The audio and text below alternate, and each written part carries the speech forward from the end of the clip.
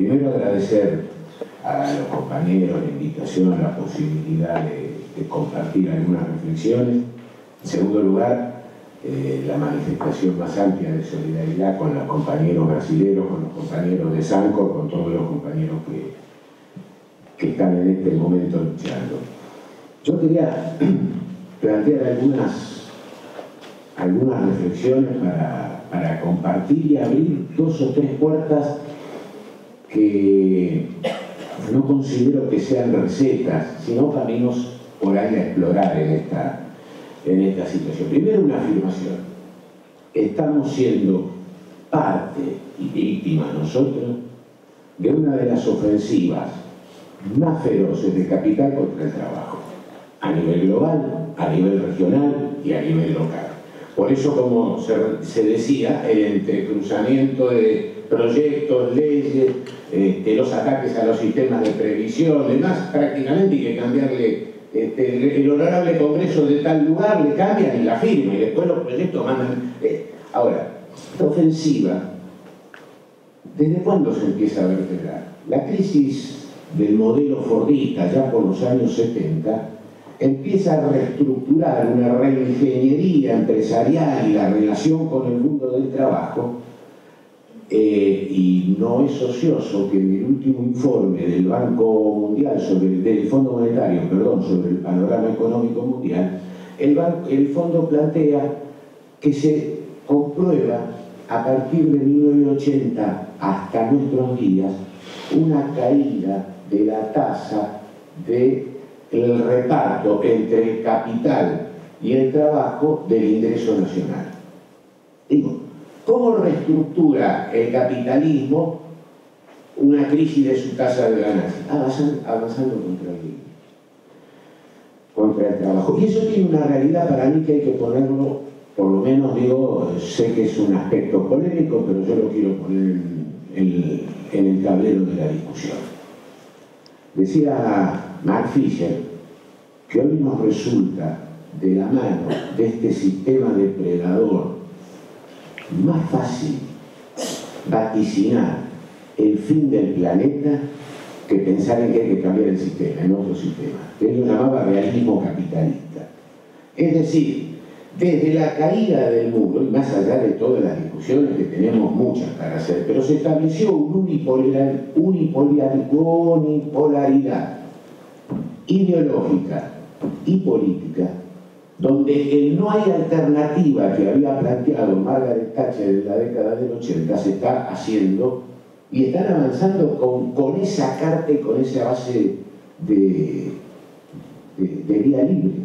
Creo que es un momento en que también empecemos a pensar alternativas que nos hagan imaginar otro modelo social que gestione el conocimiento, porque si no, dentro de esa ruleta se nos pone complicado. ¿Y contra qué atacan? Con tasa de ganancia, como lo hacemos, y disminuimos la participación de los trabajadores. Hay un laburito también, digo, pues estos tipos son unos cretinos, pero los laburos vale la pena verlo. Hay un laburito allá que apareció en marzo del 2015, donde plantean que también hay una correspondencia entre el debilitamiento de las organizaciones sindicales y la ganancia de los sectores más altos y la transferencia a los sectores de la gran dirección y de los accionistas. Están haciendo realidad aquello que decía Hayek allá por 1947, que si queremos volver a vivir en una economía de libertad, hay que hacer algo con el poder de los sindicatos. O sea, no son cosas, digo, es un plan delineado, un plan que resolvieron ellos y que en gran medida avanzan de la manera que avanzan porque, bueno, no tenemos otro paradigma que enfrente esta no hay alternativa. Y me parece que discutirlo, más allá de que parecerían ser debates sumamente teóricos, hoy son debates existenciales para la clase trabajadora y para la humanidad en su conjunto. Lo que el compañero nos hacía ver así de claro, digo, bueno, es este modelo social, esta formación social propia de este capitalismo depredador, de acumulación desposesiva y demás, nos propone eso. Si no podemos salir de ahí, creo que estamos con algunos problemas. Ahora, planteaba el compañero de la tierra con mucho criterio. Tenemos problemas en la acción gremial. Yo creo que uno de los cambios importantes que han podido llevar adelante es un cambio en la subjetividad. Tenemos un problema.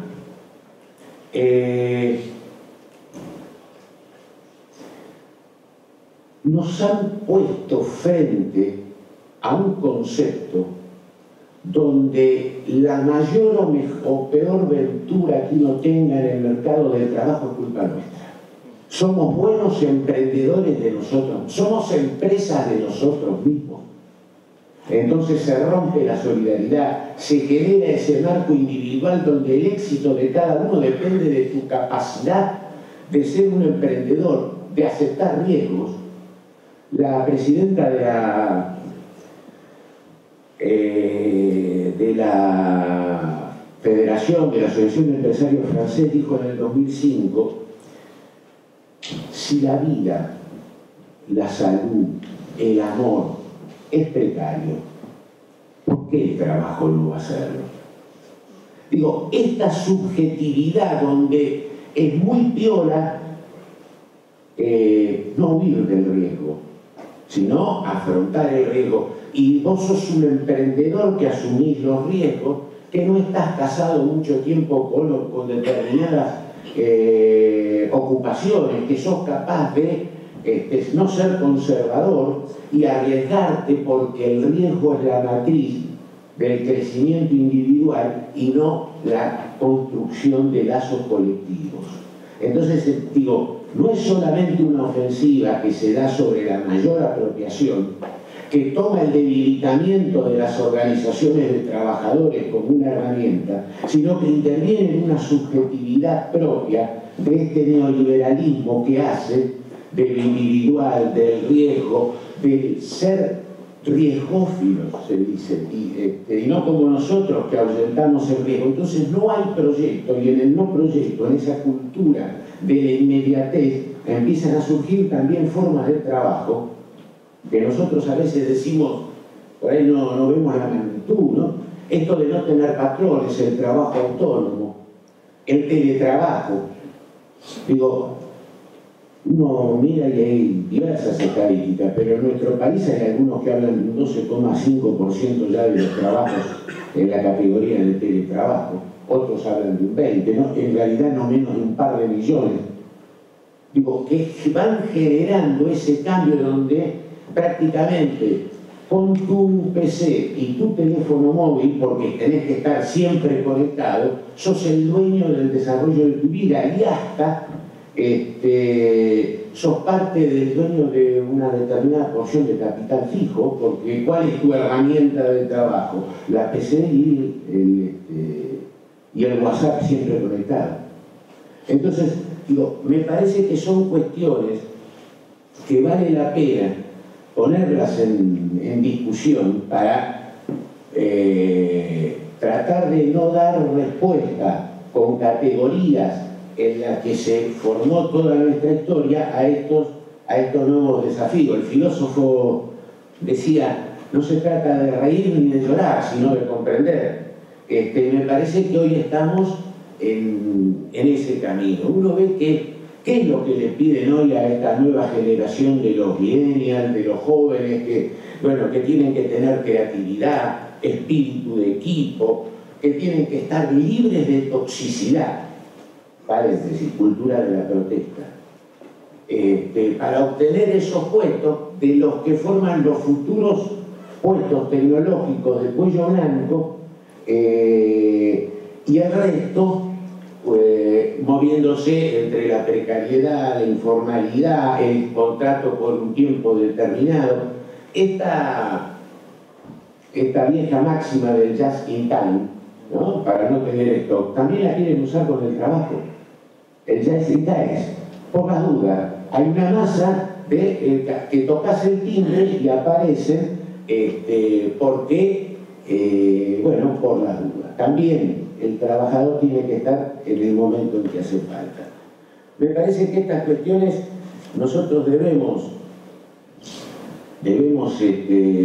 poder discutirlas, porque si no nos vamos a encontrar con herramientas anteriores que no responden a subjetividades de hoy en día. Ahora, ¿por qué es posible esto?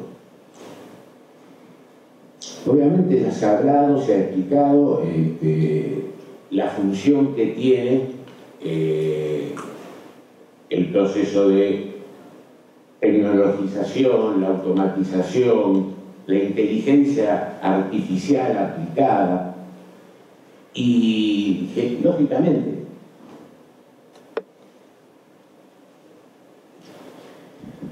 una de las formas de restituir la tasa de ganancia tiene que ver con la mayor productividad que se obtiene hoy. Es decir, menor trabajo vivo por unidad de producto. Y acá aparece un problema, y esto es típico de la sociedad capitalista actual, de la forma social que el capitalismo toma hoy. Si, como todas las cosas, la renta tecnológica la toma solo el capital, la aplicación de estas nuevas formas de producir, donde hay menos trabajo vivo por unidad de producto terminado, obviamente generan desocupación, empobrecimiento, pero también una debilidad en la demanda. Hoy el capitalismo está siendo parte de un cuestionamiento desde su propia raíz, porque el tremendo desarrollo de las fuerzas productivas no está relacionado con, en este cuadro social de empobrecimiento, desocupación, no puede mantener la demanda de bienes y servicios que produce. Ahora, ¿qué es lo que se nos plantea por delante? ¿El impugnar la tecnología o el discutir cuál es la forma social en que se gestiona ese proyecto, ese progreso tecnológico? Yo creo que pasa por este último camino.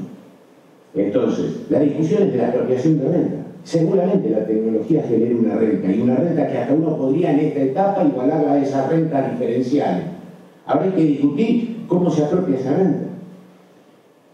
Porque es obvio que la menor ocupación del trabajo vivo, la menor ocupación de fuerza de trabajo, genera por un lado desocupación, pero por otro lado también genera cada vez más reclamos de alta calificación en los trabajadores.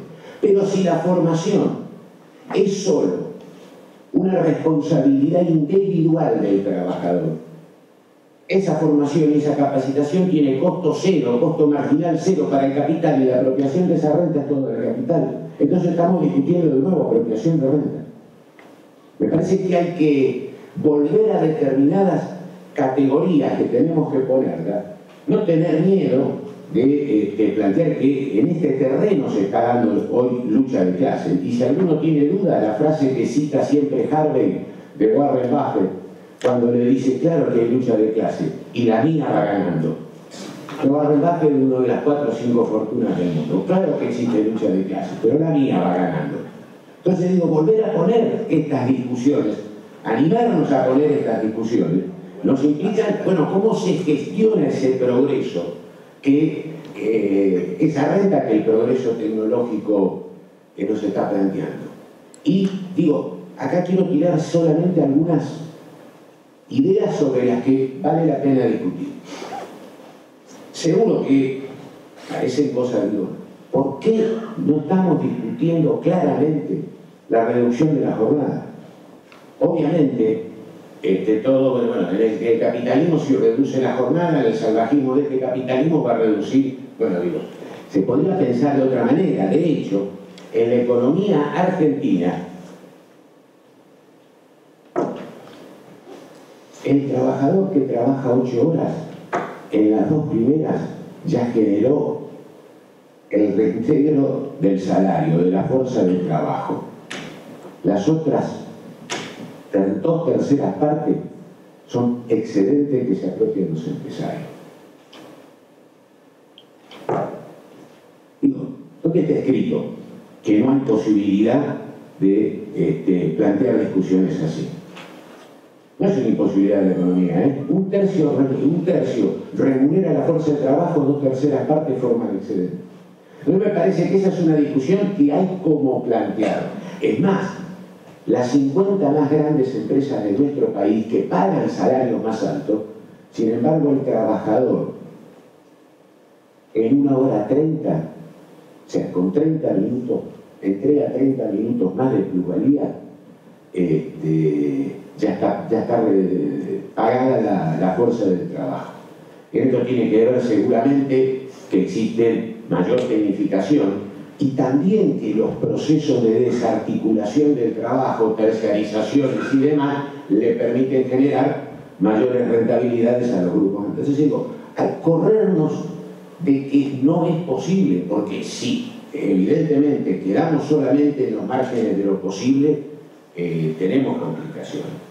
Después otra cuestión, es seguro, digo, que esta tecnología, este avance tecnológico, cuarta revolución industrial, robotización, más inteligencia artificial, etcétera, etcétera, etcétera, tiene menor demanda de trabajo vivo. Ahora, la realidad es que también decíamos hace un rato, genera una exigencia de calificación que no puede quedar en cabeza de cada laburante porque significa costo cero para el empresario. Entonces, ¿por qué no pensar, no en programas compensatorios, de ingresos transferidos para limitar la pobreza, sino verdaderos seguros de empleo y formación, donde el ingreso esté lejos de ser un programa asistencial y donde las estrategias de formación tengan que ver con disputar renta empresaria y no que quede en cabeza de cada trabajador. ¿Son formas distintas? Sí, son formas distintas, pero son puntas, no son verdades reveladas, pero hay que poder caminar por formas distintas, alejándonos de la renta solo de subsistencia.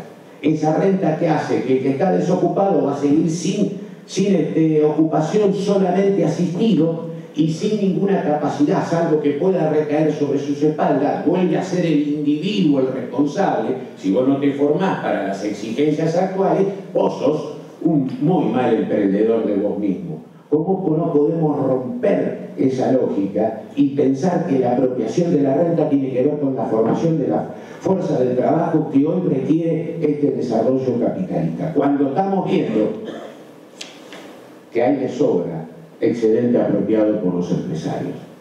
Me parece que poder dar vuelta a esto, poder pensar que el conocimiento, bien decía Viró lo que significa Uber, digo, Tesla, la fábrica de autos eléctricos en Estados Unidos, controla solamente el 0,2% del mercado automotriz. General Motors vende 10 millones de vehículos y tiene el 17%. Hace 15 días Tesla superó el valor global a la General Motors.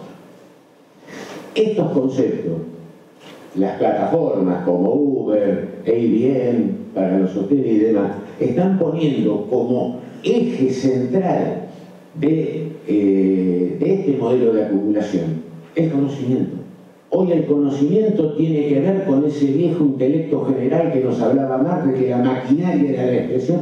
Hoy es el conocimiento. Ahora, ¿por qué de ese conocimiento, que es parte de ese precisamente trabajo social, se tiene que apropiar solamente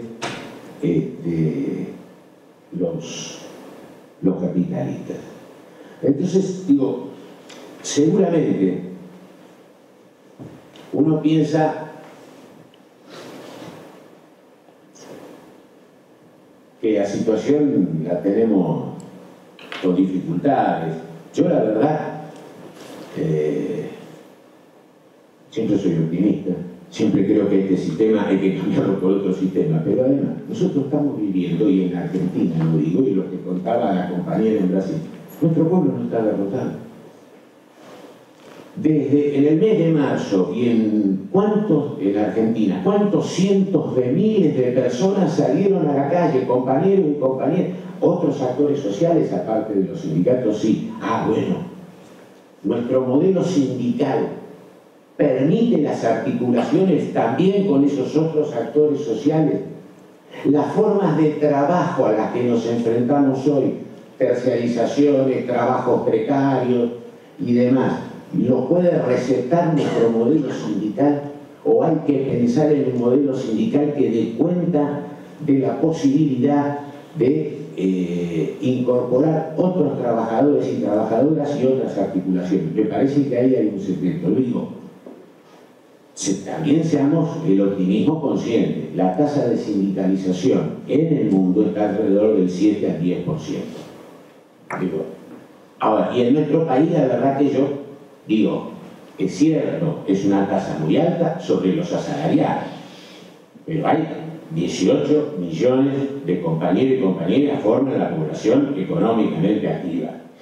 Y los asalariados, hay 8 millones de cotizantes constantemente en el sistema previsional y algo más puede haber, digo, también. Y en el resto de América Latina también tenemos esos problemas. Entonces, ¿cómo generamos espacios para que esa precariedad, esa terciarización pueda ser contenida por modelos sindicales que den cuenta de ese nuevo mundo del trabajo? Me parece que es fundamental. Si el progreso tecnológico del siglo XXI no lo podemos gestionar con el ideario liberal del siglo XIX, nosotros también esta era tenemos que aprender a ayornar nuestros modelos sindicales porque no podemos dar cuenta con ellos de estas nuevas realidades en el mundo del trabajo. Y no me quiero extender más, pero sí no quiero olvidar una última categoría que es un desafío.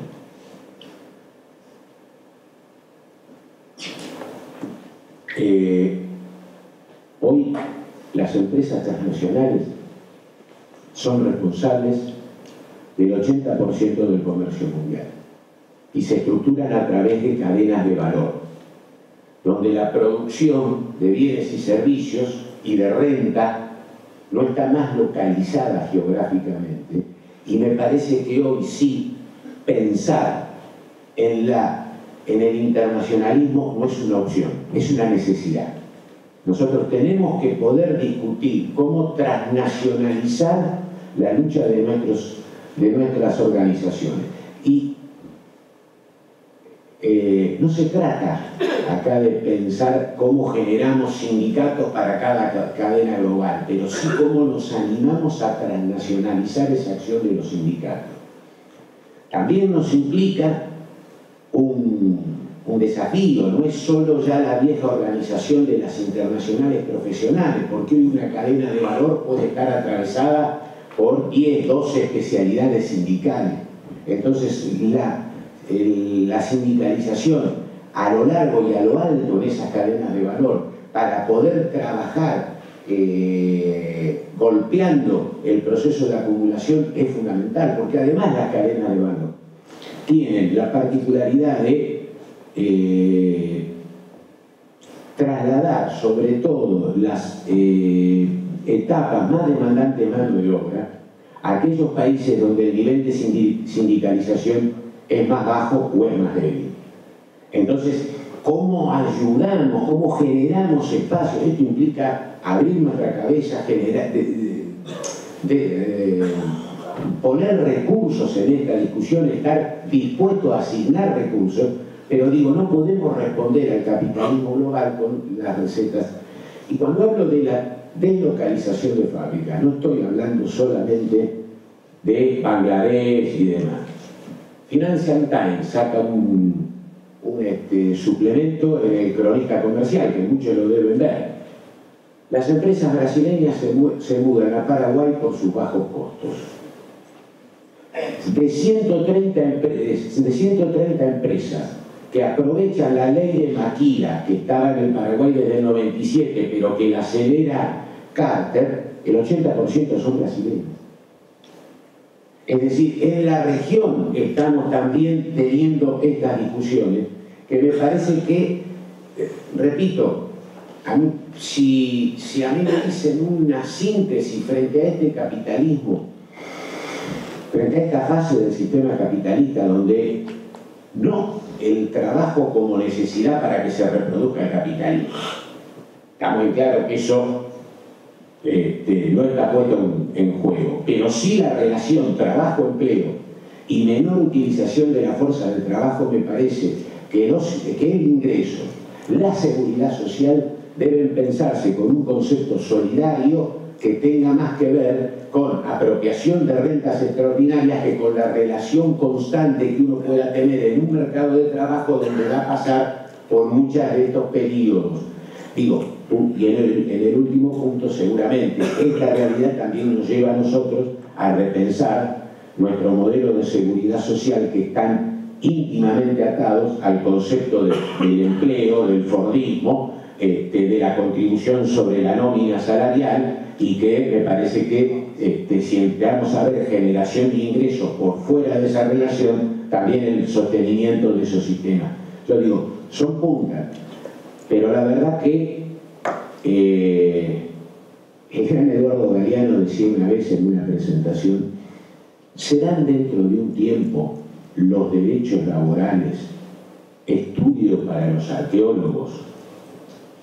Yo la verdad no soy arqueólogo, trato de ser dirigente sindical, trato de seguir creyendo en la lucha de clases, así que como no soy arqueólogo no quiero estudiar los viejos derechos sindicales, sino que creo que hay que organizar a nuestra clase y sí tomar el guante del desafío de que las respuestas tienen que dar cuenta de esta etapa particular de esta formación social del capitalismo.